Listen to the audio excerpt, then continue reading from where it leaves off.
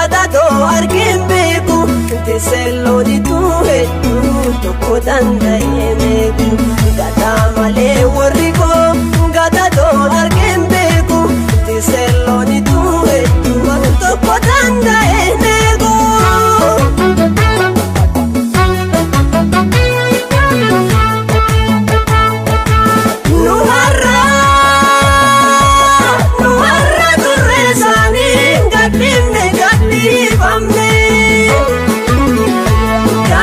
Sasabaguta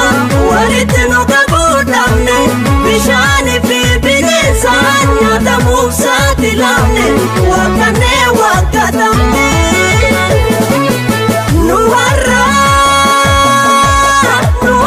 durreessaanii gadhiifne gadhiifamne gaatti sasabaguta walitti nu qabuudhamne bishaanii fi bineensaan nyaatamuuf saaxilamne wakkane wakkatamne haadhaaf abbaa tokkorraa dura waliin dhalanne wal gargaaruu dadhabnus wal yaaduunumaan oolle osoo biyyarra jirru kan wal arguuf hawwinu takka takkarra jirti.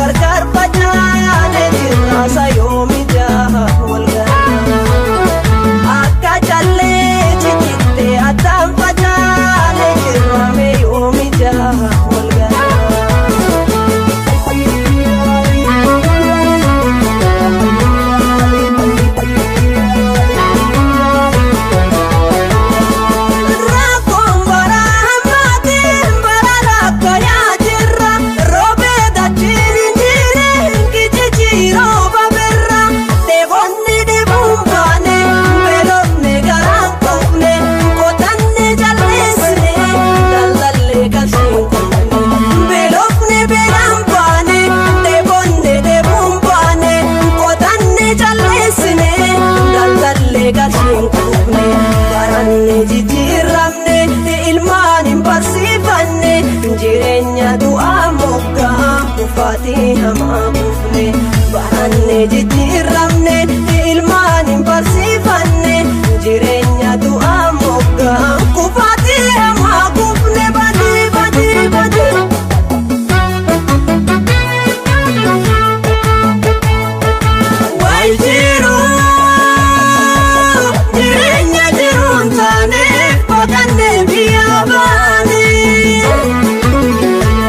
Addunyaa waliin genne callee jitte fakkaanne miidhagaan jireenyumaan turree isaanii dhabne tuuti isaanii ni mamne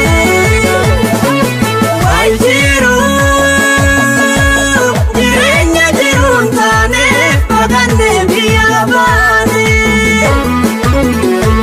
addunyaa waliin genne callee jitte fakkaanne miidhagaan jireenyumaan turree isaanii dhabne tuuti isaanii ni mamne maalo maalo maalo haadhaaf abbaa tokkorraa dura waliin dhalanne wal gargaaruu dadhabnus wal yaaduunumaan oolle osoo biyyarra jirru kan wal arguuf hawwinu takka takkarra jirti.